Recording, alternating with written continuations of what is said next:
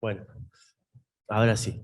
Decía, yo voy a tratar esta idea, algunas ideas muy básicas sobre cómo el arte contemporáneo, específicamente el arte visual contemporáneo, ha puesto en crisis los postulados del derecho de autor. Fundamentalmente el concepto de obra protegida de derecho de autor.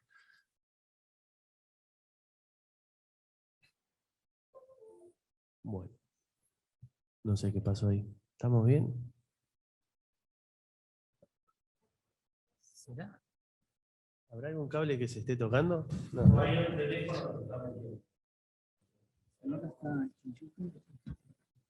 No. Se apagó la...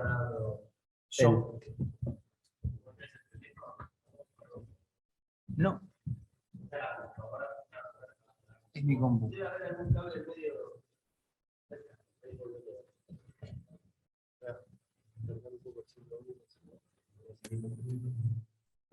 Evidentemente. ¿No habrá un cable ahí suelto que esté...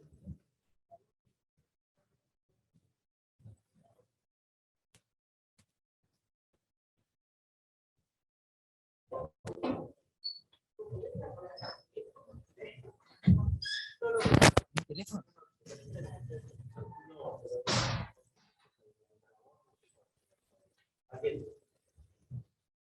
Bueno, ahí estamos, sigamos.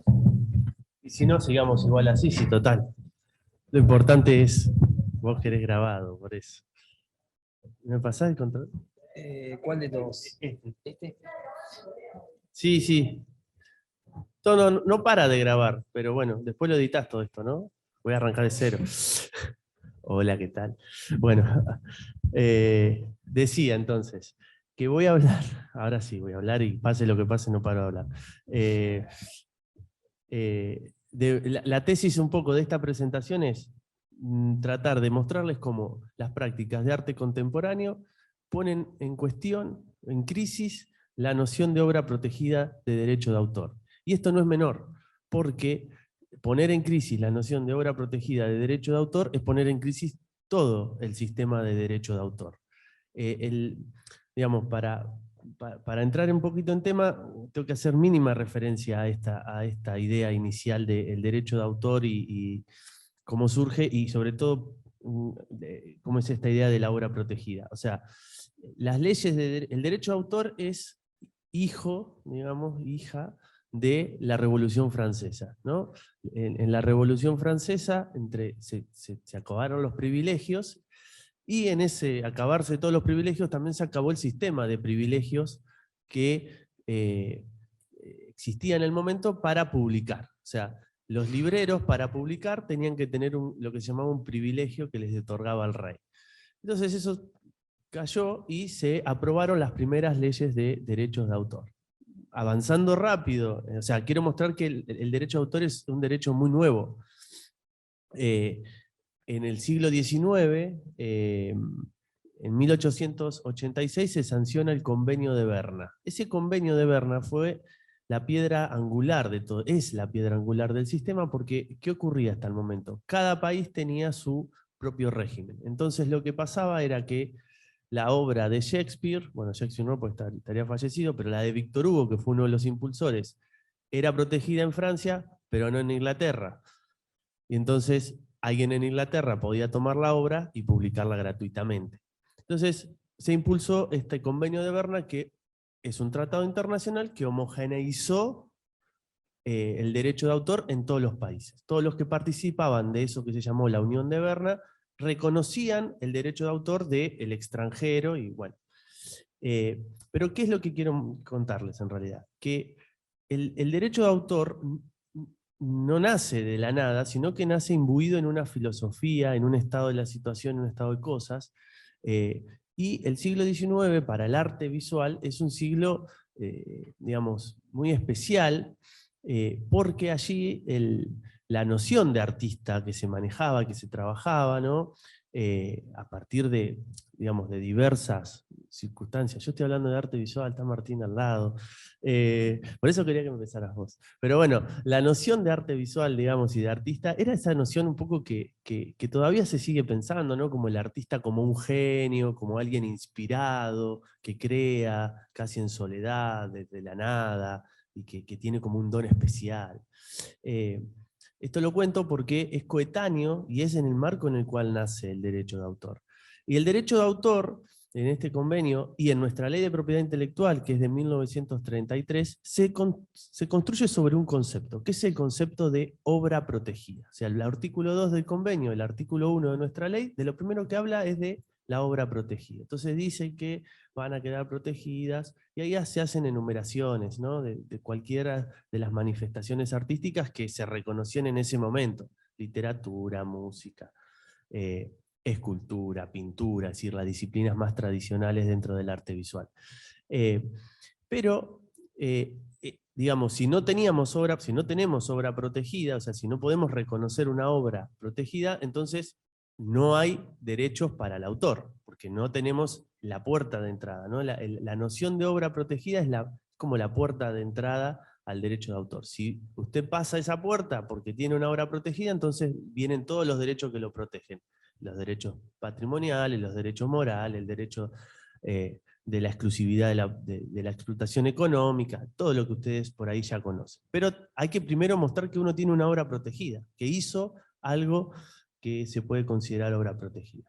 Y esta noción de obra protegida, la ley no la define, el convenio de Berna tampoco, pero la doctrina, digamos, y los autores y la jurisprudencia, es decir, los jueces, han ido construyendo una noción de obra protegida que se basa en dos elementos. Por un lado, la idea de que tiene que existir una formalización, es decir, tiene que haber una forma sensible, una forma que pueda ser percibida por los sentidos. Esto no significa que tenga que haber una materialización en un soporte, pero sí que tiene que haber una expresión que nosotros podamos reconocer.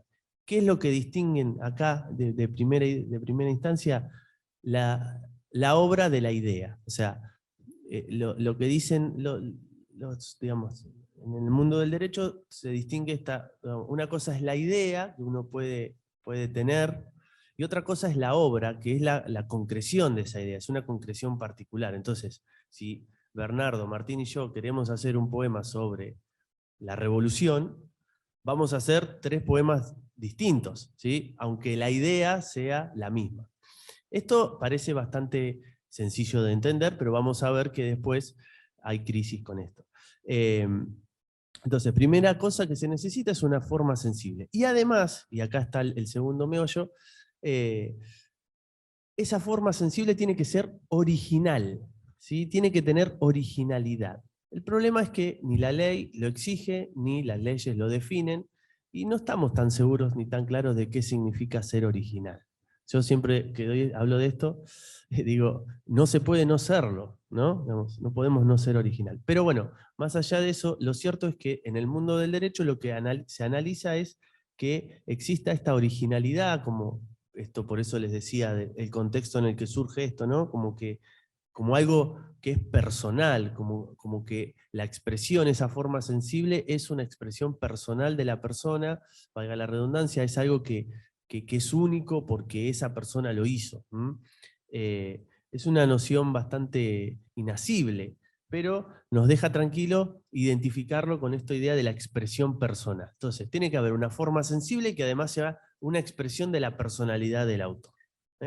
Esta, explicado en 5 minutos, es el ABC del derecho de autor y de lo que hoy nosotros tenemos en el mundo, en el sistema occidental, digamos, Europa, mundial diría, mundial, absolutamente, porque después hubo tratados que siguieron expandiendo estas nociones. Entonces, para el derecho, la obra tiene que ser una obra protegible o protegida para poder concederles derechos de autor. O sea, tiene que ser una forma sensible y que además tenga originalidad. ¿Qué pasa? El arte contemporáneo pone en crisis estas dos ideas, ¿sí? Pone en crisis esto a partir de ciertas prácticas que empiezan a surgir durante el siglo XX y que diría que se se consolidan a partir de la década del 60, prácticas que probablemente todos conozcan, como los ready-mades, las performance, el arte efímero, y esta idea de la copia como parte de la obra o como la reivindicación de la copia, ¿no? Todos movimientos que no voy a profundizar porque tampoco tendría la legitimación para hacerlo. Pero digo, si pensamos en cualquier obra de arte contemporáneo, podemos, yo traje algunos ejemplos, pero podemos empezar a ver cómo se pone en crisis estas ideas que ya les venía diciendo. ¿Y cómo se manifiesta esa crisis? Bueno, no, está bien. Por un lado, yo tenía miedo que sea algo del tele.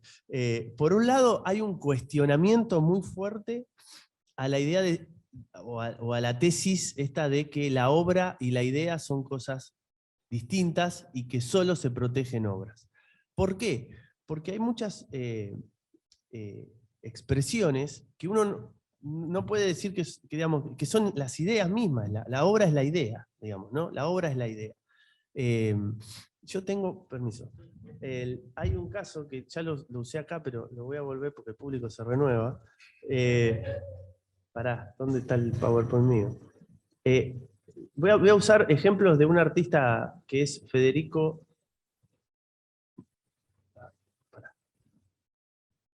Perdón. Federico Peralta Ramos. Es un artista. Federico Manuel. Ahí está, ahí lo comparto. Lo miramos un poquito.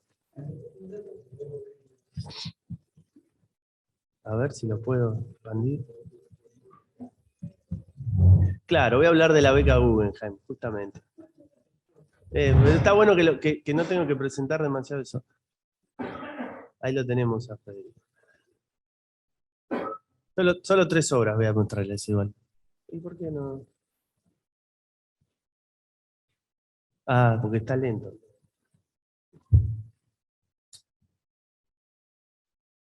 Bueno, el caso de la beca Guggenheim, ¿no? A Federico Manuel Peralta Ramos, un artista argentino, tataranieto del fundador de Mar del Plata, Peralta Ramos, le dieron una beca Guggenheim. Yo acá lo veo bien, pero ahí se ve mal. No importa. Sí, es que acá lo tengo en presentación, ¿no? Sí. No importa. Sí.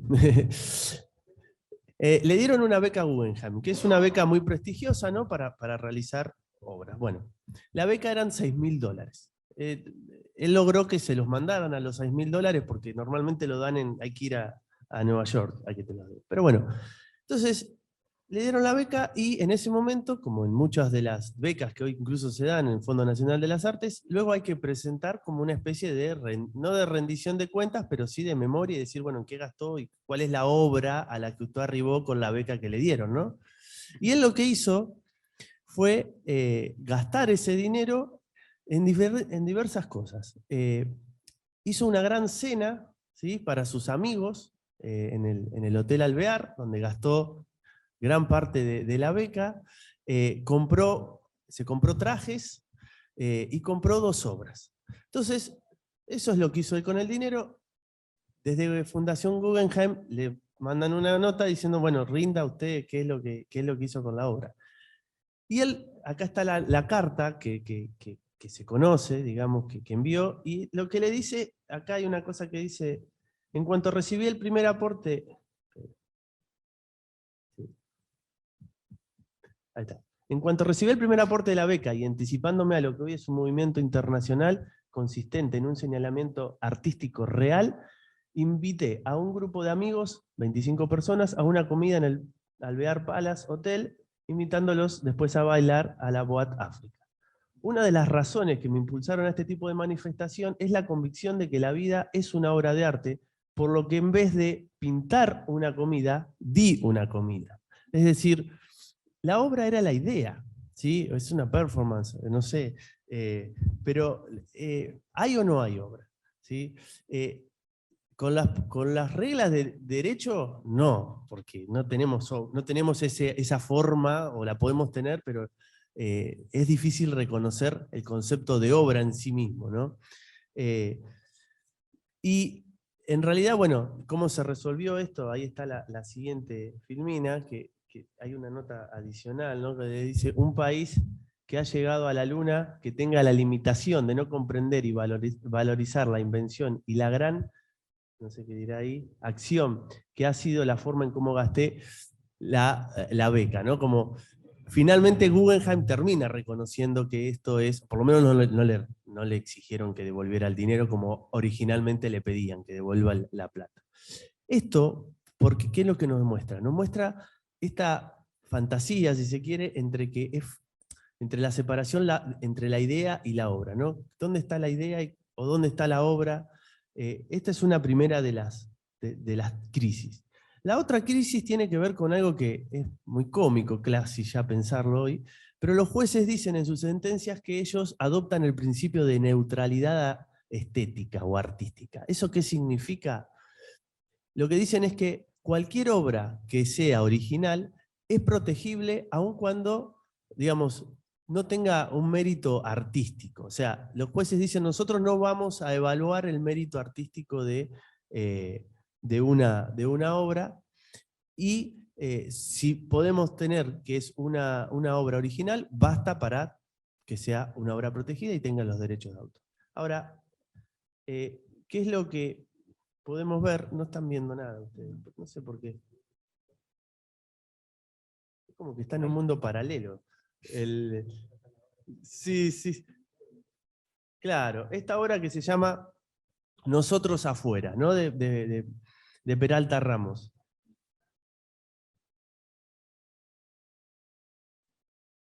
Ah, claro, porque ahora ven eso. Ahí está. Y lo dejo ahí. A ver. Y se detuvo la función compartir. Bueno. Qué bueno que estamos entre amigos, porque todo esto me pone muy nervioso. Esta obra es...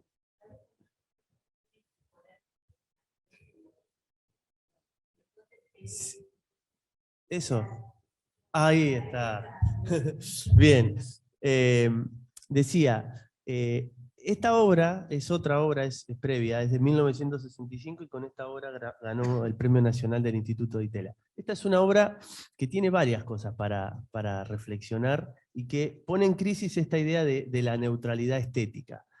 Porque si un juez ve esta obra, ¿la reconocería como una obra de arte o no?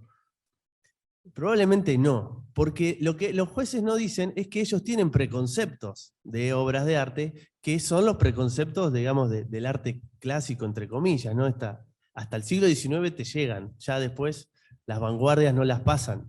Y entonces, ¿qué tiene esta obra? ¿No? Esta es una obra que es, digamos, nosotros afuera se llama, es un huevo gigante, que la historia es bastante cómica, todo, como siempre, pero incluso no la ejecutó él, no lo hizo él a eso. Contrató unos empleados que, bueno, unos yeseros que hicieron esta obra, se presentó, es un huevo, digamos, que al final después lo tuvo que terminar rompiendo porque no salía por la puerta, obvio.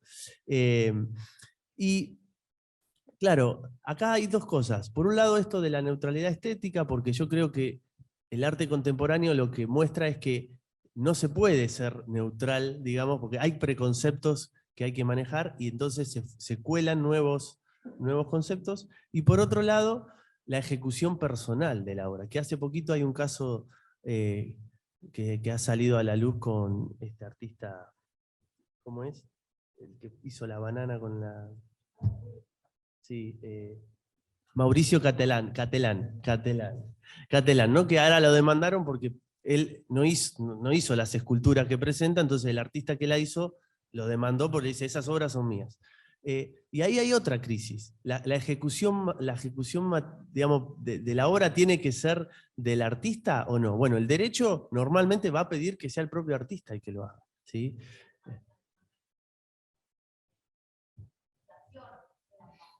Claro, sí, exacto, sí.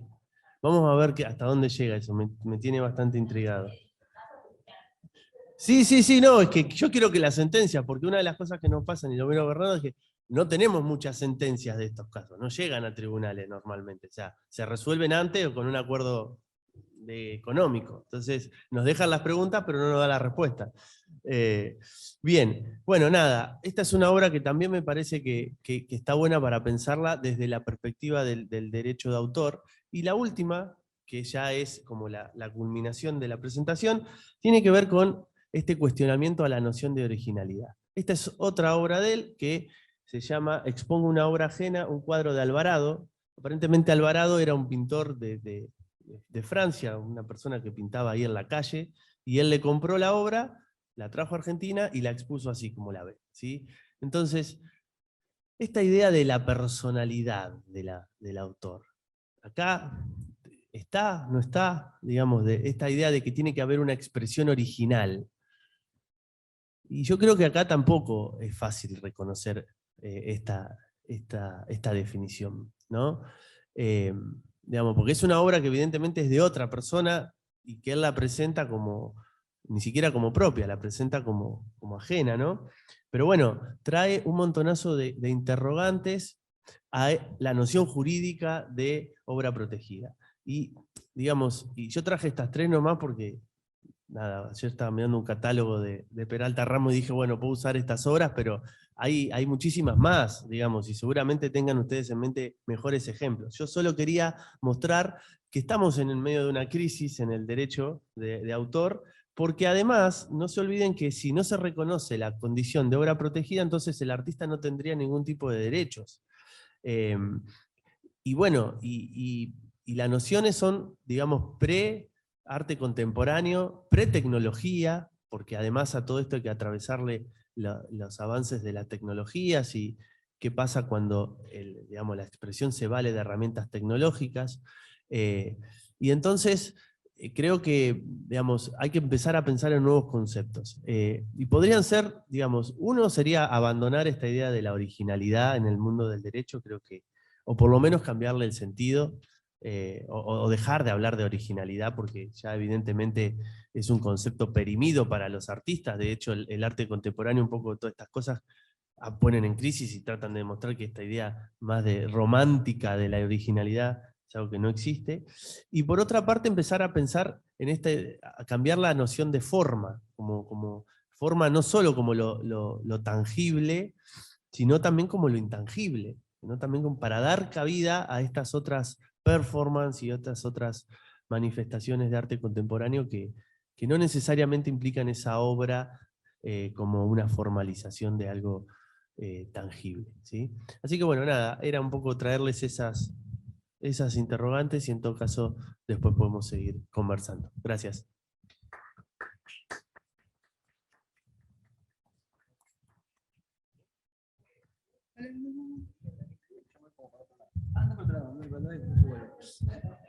No querés cerrar, ¿no? ¿Dónde está la idea? Bueno, ahora sí. Primero que nada, gracias por la invitación, Alicia. También agradezco al público presente por estar acá. Como bien decía Ezequiel en un primer momento, es, no digo raro, pero sí algo que uno no se imaginaba al poder compartir este espacio. Sin embargo, bueno, me siento muy agradecido de poder tener este tiempo como para intentar darles a conocer un pantallazo de un universo para mí inconmensurable que tiene que ver con el muralismo y con el arte público. Yo me llamo Martín Mesa, soy docente, soy muralista y además tengo algunos aportes dentro de la gestión cultural, pero básicamente me dedico a hacer obra de arte mural.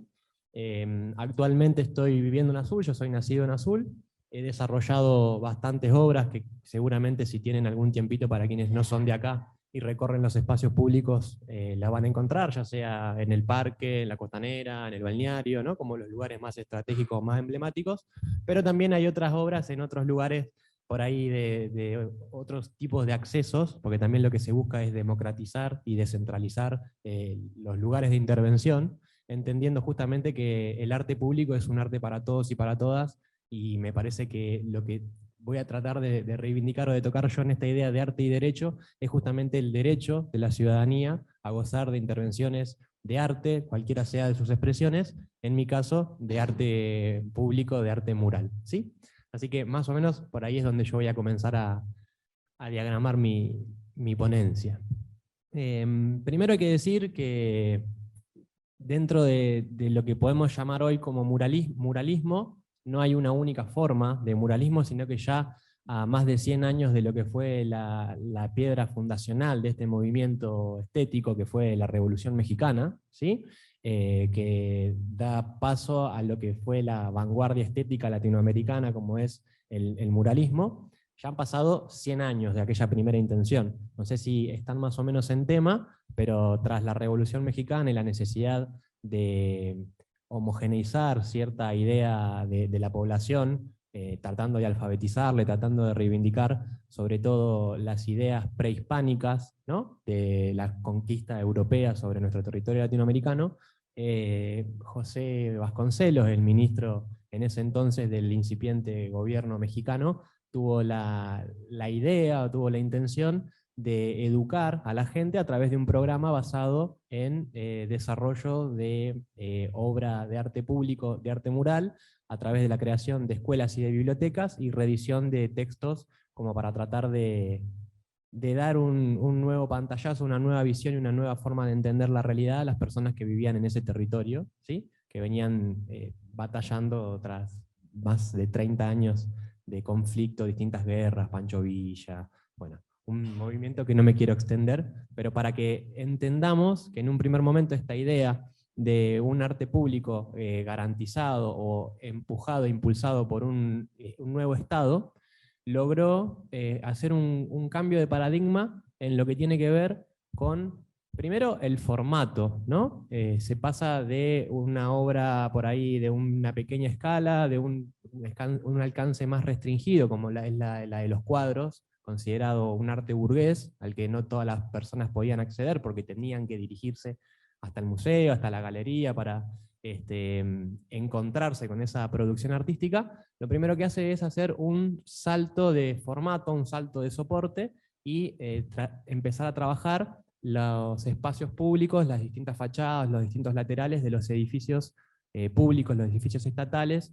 bibliotecas, hospitales, municipalidades, ¿no?, como para hacer un cambio de soporte, pero sobre todo entendiendo que el destinatario iba a ser la persona que transitaba en su cotidianidad la ciudad, ¿sí?, que uno yendo a hacer los mandados, de visita a algún familiar, o en los recorridos urbanos donde justamente todos confluimos, que es en la ciudad, podríamos encontrarnos a la vuelta de cualquier esquina con una producción de arte público que te estaba esperando y que la idea era que te problematice cierta visión del mundo, ¿no? Entonces ya tenemos como una primera separación desde un arte por ahí más restringido y de una idea de democratizar, entendiendo la ciudad como soporte, ¿sí?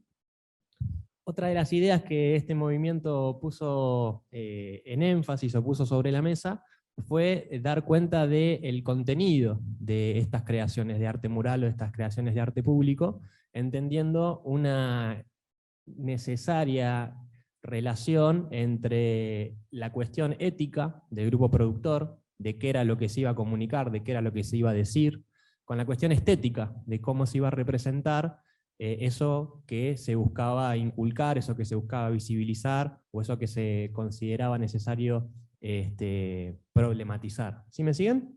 Entonces estamos hablando no solamente de qué pintamos o de qué hacemos, sino también de cómo lo hacemos. Entonces ahí ya hay una interesante relación que obviamente a las personas que nos dedicamos a hacer obras de arte público, entendiendo que estamos en un espacio donde no sabemos quién va a pasar y quién lo puede llegar a ver, no podemos hacer, por así decirlo, lo que querramos de una manera liviana, de decir yo porque soy artista o yo porque... Fíjense que cómo aparece el yo, ¿no? La cuestión más egocéntrica, por así decirlo, una cuestión más individual, para tratar de poner lo personal, lo colectivo por sobre lo individual y entender la responsabilidad concreta que conlleva intervenir en un espacio público para generar una toma de postura, una toma de posición, o para que aquella persona que en su cotidianidad se encuentra con una producción también pueda abrir su cabeza y también pueda, justamente entendiendo que estas imágenes son las que muchas veces nos otorgan herramientas para decodificar la realidad, hay una carga simbólica sumamente importante y sumamente necesaria que hay que asumir a la hora de ver qué es lo que vamos a hacer. Hay una responsabilidad ética del grupo productor, entendiendo cuáles van a ser los temas que vamos a abordar y justamente cómo vamos a hacerlo, ¿sí? Eso es como por ahí la base de toda esta idea de muralismo latinoamericano que, bien les digo, cumplió 100 años en el 2020, así que ya estamos en el segundo centenario, y evidentemente teniendo en cuenta también que el siglo XX ha sido un siglo de grandes cambios, también podemos entender, como había comenzado a hablar, que ya no hay una única forma de entender esta idea de ocupar o de intervenir en el espacio público, ¿no? Yo en un momento comencé diciendo que las herramientas que se desprenden de este tipo de intervenciones pueden ser utilizadas para tratar de liberar las conciencias, ¿no? Otorgando herramientas para que las personas reflexionen y duden, pero también el sistema ha encontrado la posibilidad de condicionar ciertos pensamientos ocupando esos mismos espacios o estos mismos soportes o este tipo de obras con otras intencionalidades, ¿sí?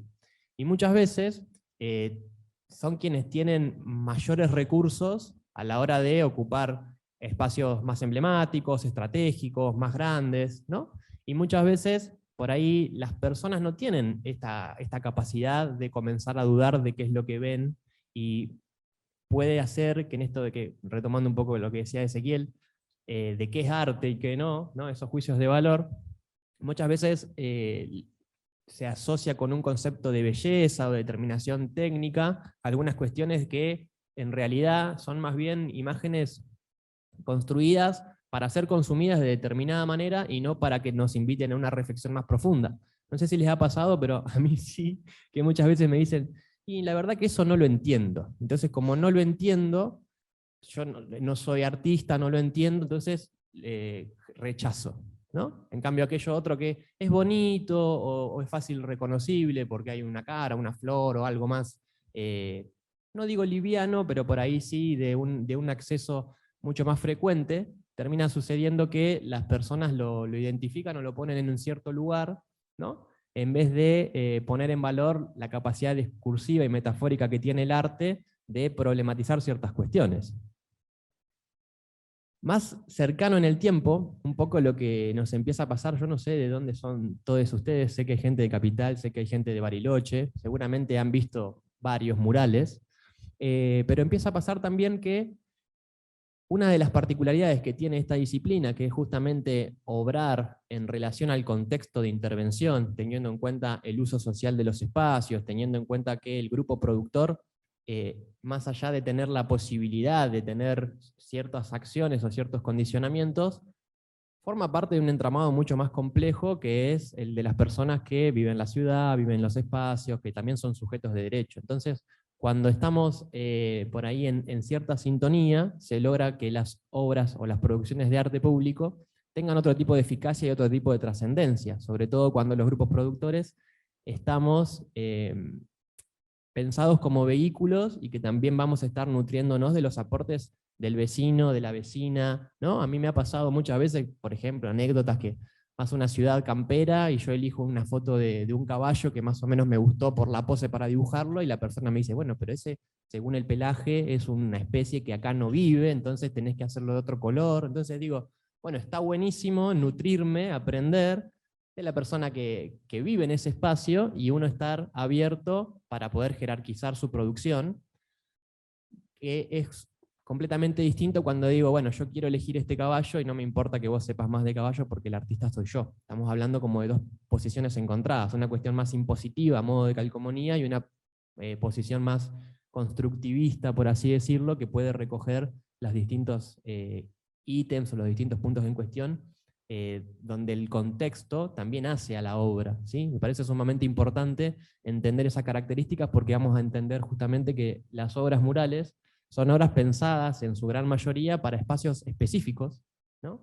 Para personas que forman parte de cierto territorio, que tienen su identidad local, que tienen su sentimiento de pertenencia, y que es necesario ponerlo en valor, por lo menos desde mi postura, desde mi formación, para que justamente la función social del arte, que está condensada en este tipo de producciones, pueda ponerse en valor y pueda justamente garantizar ciertos derechos de la ciudadanía para acceder a las obras y también para visibilizar o cristalizar valores, demandas y luchas que son necesarias y que justamente hoy por hoy en la era de la información y la era de la cultura visual, justamente es el espacio de la calle el que todavía, y digo todavía, y tiemblo, pero que digo todavía tiene ciertas libertades, ¿no? Porque si pensamos en los medios de comunicación, que son los formadores de opinión, pensemos televisión, radio, internet, diarios, me parece que el quinto elemento justamente es el arte en la calle, el arte en la vía pública. Venimos de una intervención en la plaza,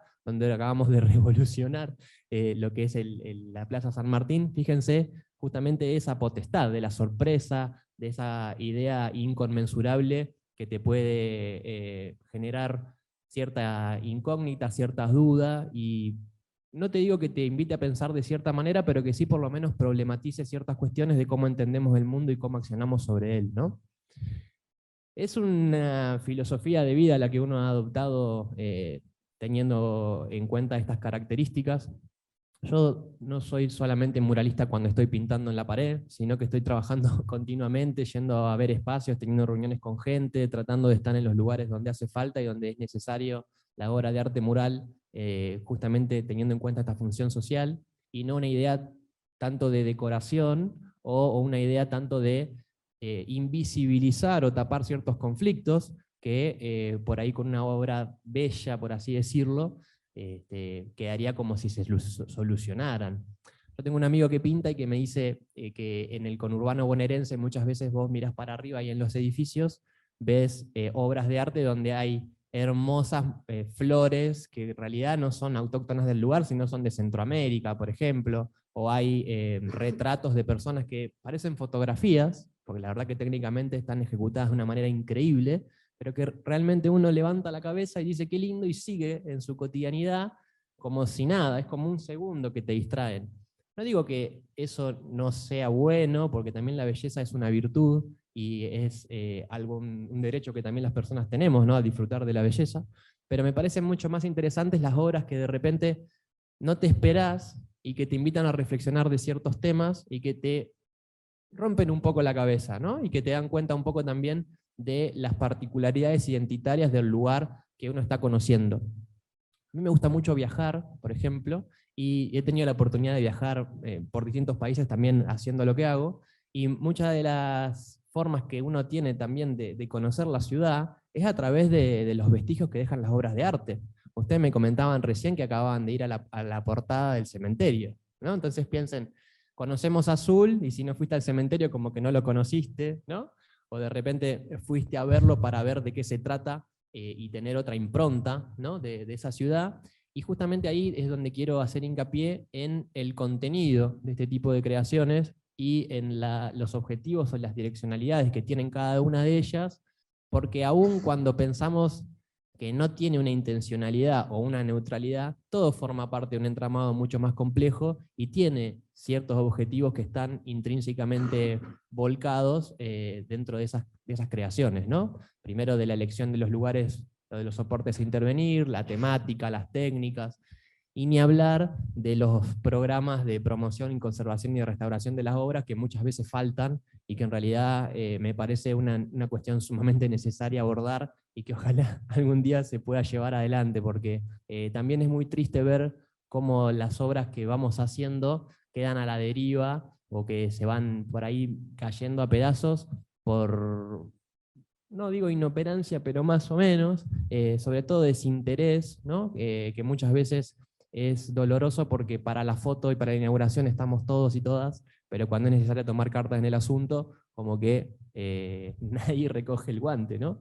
Estamos en una ciudad que es cuna, por ejemplo, de la obra de arte público de Salamone, reconocida a nivel nacional e internacional, y no hay legislaciones acá que amparen, por ejemplo, su cuidado. De hecho, ustedes, no sé si fueron recién al centro de interpretación enfrente a al portal, ahí funcionaba hasta no hace mucho en la oficina de tránsito. Si vos querías sacar un carnet de moto, te tomaban la prueba ahí. Entonces digo, qué lejos que estamos de poner en valor las obras de arte que también hacen a nuestra identidad, a nuestro sentimiento de pertenencia y que nos visibilizan no solamente de cara hacia el mundo, sino también son espejos para mirarnos a nosotros y a nosotras mismas y que justamente son necesarias poner en valor para conocer de dónde venimos y preguntarnos hacia dónde vamos. Yo les quiero compartir en esta idea que fui mencionando dos experiencias, dos audiovisuales. En el año 2014, eh, una persona que soy yo, pero la van a ver un poco más joven, tuvo la oportunidad de hacer un mural en la casa de Osvaldo Bayer. Osvaldo Bayer, historiador, entre otras cosas, ¿no? Autor de La Patagonia Rebelde, una persona sumamente implicada con los derechos de los pueblos originarios, una persona sumamente comprometida con la realidad social, a la cual yo llego a conocer porque él le hizo un prólogo a mi papá es escritor. Alegría, alegría, no pasa nada. Ah, bueno, no pasa nada. Eh, Les comentaba, mi papá es escritor, es investigador, fue preso político. Él en uno de sus libros investigó la complicidad civil de la ciudad de Azul en la última dictadura cívico-militar. Osvaldo bueno, estuvo muy de acuerdo en ese proceso, en ese trabajo, y le prologó muy gentilmente el libro. Cuando lo fuimos a presentar el libro en la ciudad de Buenos Aires, en la Feria del Libro, y tras la jornada fuimos a la casa de Osvaldo, yo no podía creer cómo esa persona vivía en el tugurio. No sé si conocen la historia, ¿no? El tugurio que le pone Osvaldo Soriano a su casa. Y puerta para adentro, un universo de plantas y de libros hermoso, pero puertas para afuera, una casa muy venida abajo. Yo en pleno énfasis y búsqueda de paredes para intervenir, charlando, tuvimos la oportunidad de ponernos de acuerdo para poder hacer un mural. Él me regaló un libro sobre el cual yo basé un poco la pintura que van a ver. Y a partir de ese proceso entablamos una cierta amistad, un cierto diálogo que para mí fue muy enriquecedor porque no dejaba de ser una persona que era un nexo para mí entre mi generación y la historia, ¿no? Él me hablaba de cuando entrevistó al Che Guevara, de cuando hicieron las movidas en el año, en la época de dictadura a través de las Madres de Plaza de Mayo para que vuelva la democracia. Entonces, anécdotas que uno tenía que escuchar solamente y la verdad que nos dieron unas oportunidades muy hermosas de abrir la cabeza, ¿no? Y de dar cuenta justamente de que las obras también necesariamente tienen que tener esa particularidad de que nos inviten a reflexionar y a pensar. Así que primero les voy a mostrar ese, Alicia, que es el que vimos, y después les quiero mostrar otro que tiene que ver con un homenaje que hicimos el año pasado acá en la ciudad de Azul, acá pequeñas, a pocas cuadras. Esta es Bolívar llegando a Costanera, sobre una pequeña rotonda que hay, no sé si llegaron a ir o si en algún momento quieren pasar. Le hicimos un homenaje a Adolfo Pérez Esquivel. Adolfo Pérez Esquivel es uno de los 5 premios Nobel que tiene Argentina, el único por la paz y el único que está vivo. Él vivió en Azul en el año 62, fue profesor de la Escuela de Bellas Artes, donde yo soy profesor también. Entonces, por ahí conociendo que participó en primer momento de la Escuela de Bellas Artes y que fue una persona galardonada con el Nobel, reconocida en todo el mundo, me llamaba la atención cómo en Azul no conocíamos esa historia, ¿no?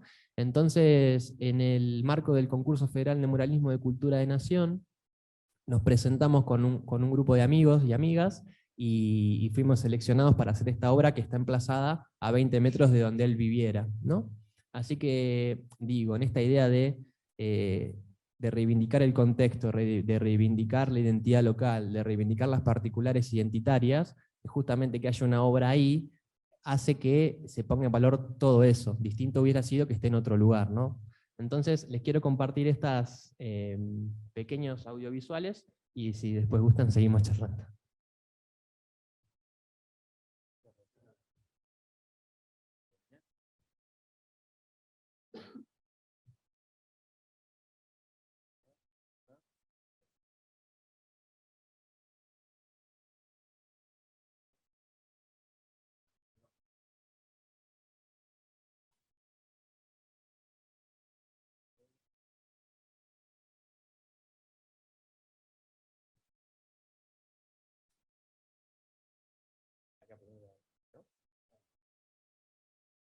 hace acordar a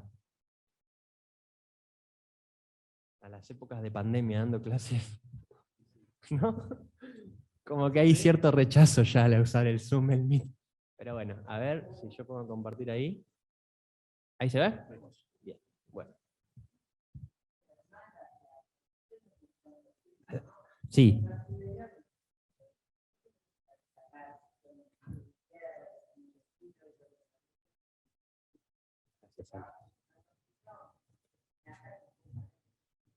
Sí, que ahora está hace 2 años rodando por el mundo, está en México con su compañera, también azuleña, y haciendo producciones de arte visuales allá ahora ya no sé dónde está, porque sí, pero como que se va moviendo mucho. Yo veo una cosa y cuando me doy cuenta dónde está, ya se movió, ¿no? Así que una persona andariega, pero muy, muy capa en lo que hace. La verdad que también una experiencia muy linda.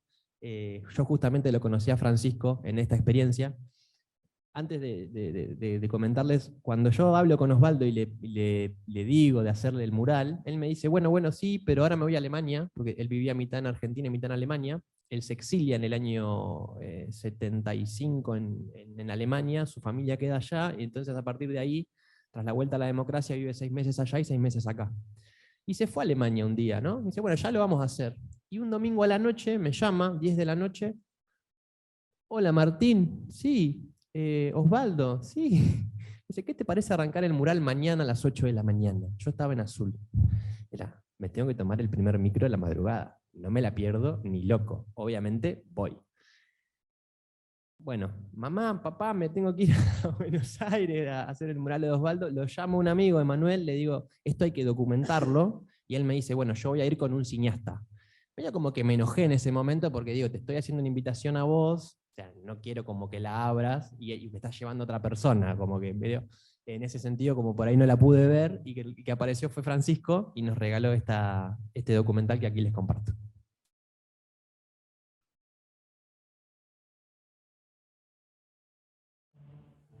Finalmente la verdad siempre triunfa y la historia verdadera finalmente surge y queda para siempre.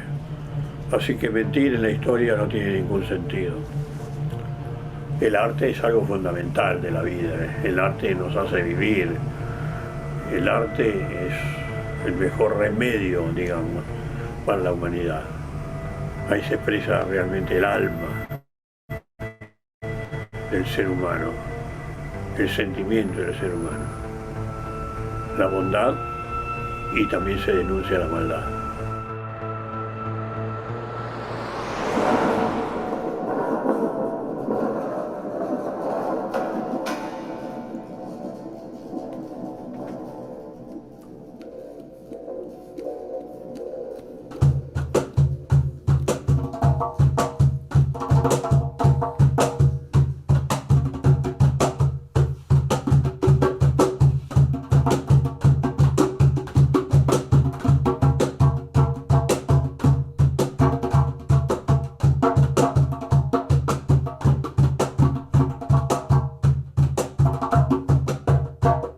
La gente que vuelca la cara allá y dice, ¿por qué está ese mural ahí?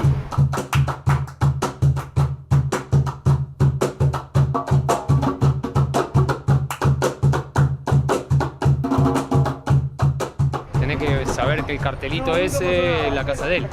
Si no, ahora va a llamar más la atención, ¿viste?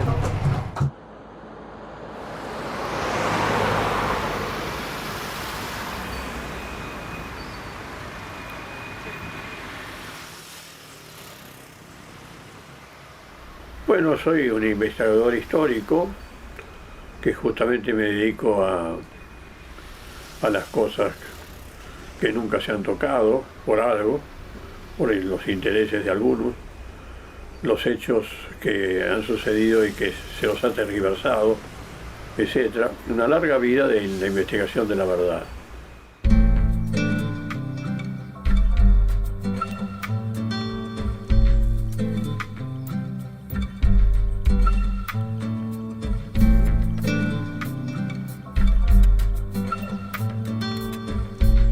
Bueno, me llamo Martín Mesa, tengo 23 años y estudio y ejerzo cuando puedo, el muralismo. Esta es una oportunidad que surgió de manera conjunta con Osvaldo Bayer, al que tuve la posibilidad de conocer hace unos meses, de visitarlo en el Tugurio. Muy gentil, muy amable siempre, es una persona maravillosa.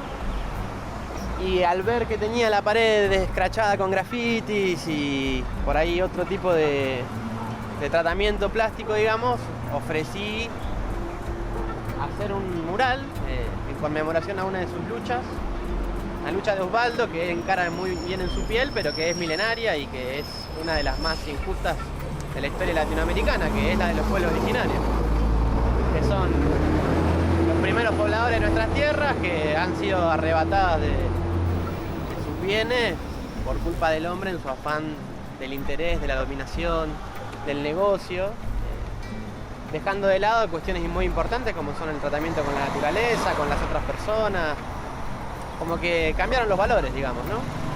Por eso me pareció importante acompañar desde lo que uno puede hacer, intentar dar, comunicar a través de un mural, por ser una herramienta, en este caso interdisciplinaria por el equipo, ¿no? Pero de intervención pública.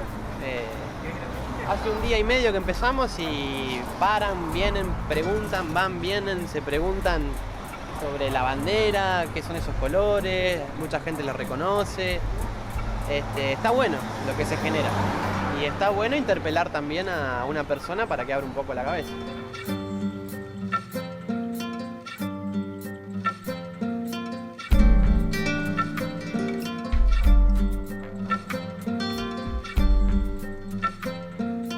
Estoy realmente muy contento que estos artistas de Azul hayan venido y me han hecho este mural en el frente de mi casa. Es un ejemplo ante el vecindario también. Es una prueba de la verdadera historia.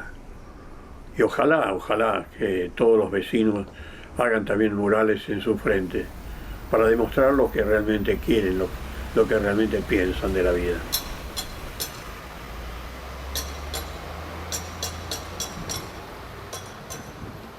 Recién acabamos de terminar, hace instante nomás.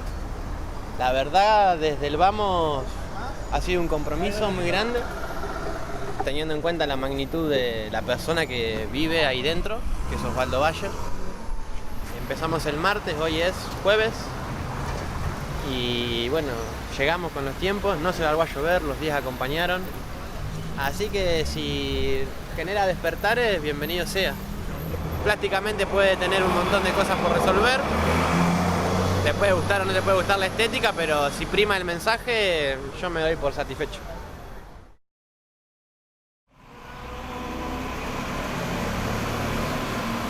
Bueno, debo decir que ha sido momentos muy hermosos, conocerlos a ustedes, entrar en una completa amistad, viendo el trabajo mayor que han hecho ustedes acá en el frente de mi casa, nada menos que con respecto a los pueblos originarios, algo que yo es una materia que estoy defendiendo desde hace por lo menos 30 años o más.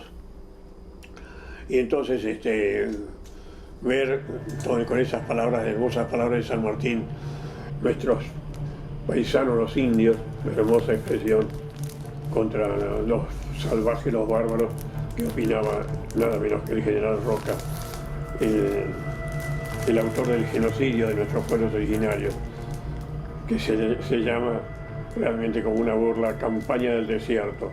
¿Qué desierto si estaba todo habitado por los pueblos originarios?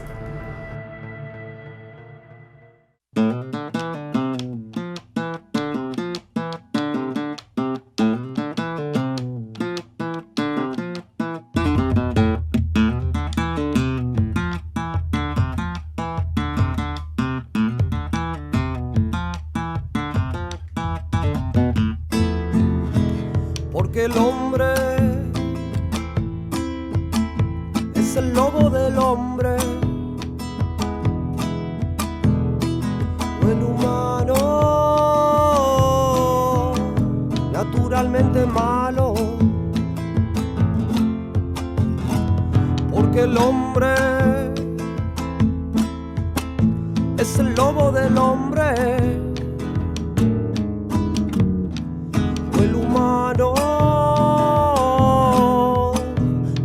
naturalmente malo. La canción me gusta mucho y lamento interrumpirla. Y dejar que nos vengan a conquistar debe ser humano, debe ser real. Y nosotros esperando un Mesías no viene más.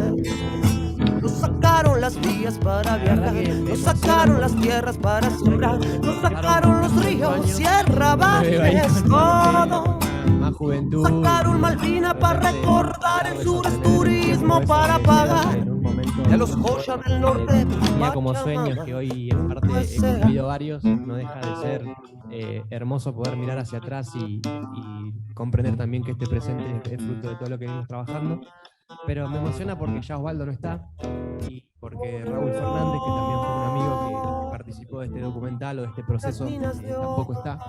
Y bueno, un poco sus enseñanzas resuenan en las personas que pudimos compartir estos momentos, sobre todo entendiendo esta responsabilidad, ¿no? De, como bien les decía hoy, de entender que lo que hacemos no es solamente porque a mí me guste pintar o que me guste dibujar o que me dé por hacer eso, sino porque también tenemos la responsabilidad de usar esa herramienta para tratar de conseguir ciertas conquistas que nos faltan como sociedad y tratar de defender las que sí tenemos, ¿no? De no naturalizarlas.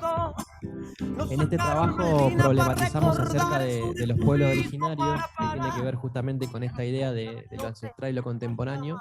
Azul, como ustedes saben, fue una de las primeras ciudades fundadas para lo que primero fue la Zanja China. Y lamentablemente las estructuras de poder que quedaron responden a esos intereses, más allá de que hayan pasado más de 150 años de esos momentos.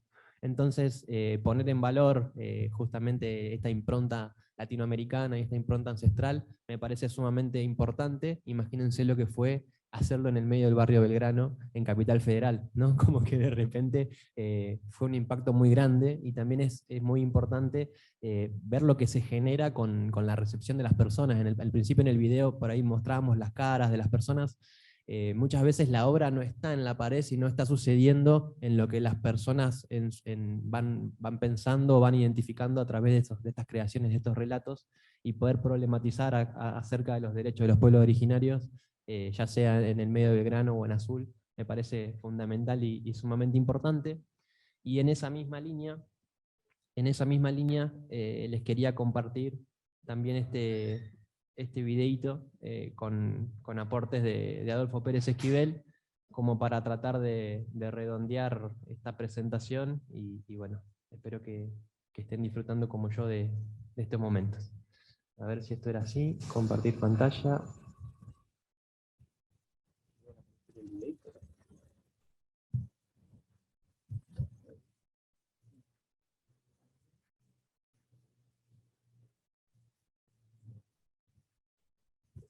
¿No?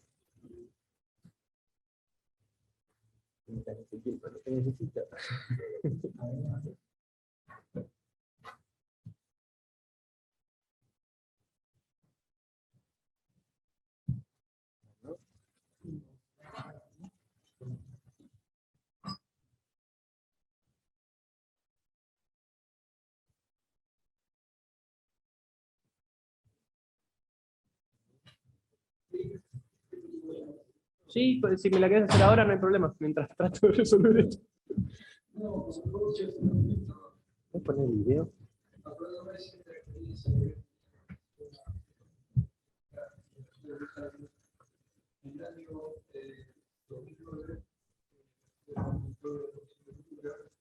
Y ahí fue logrado un proyecto de ley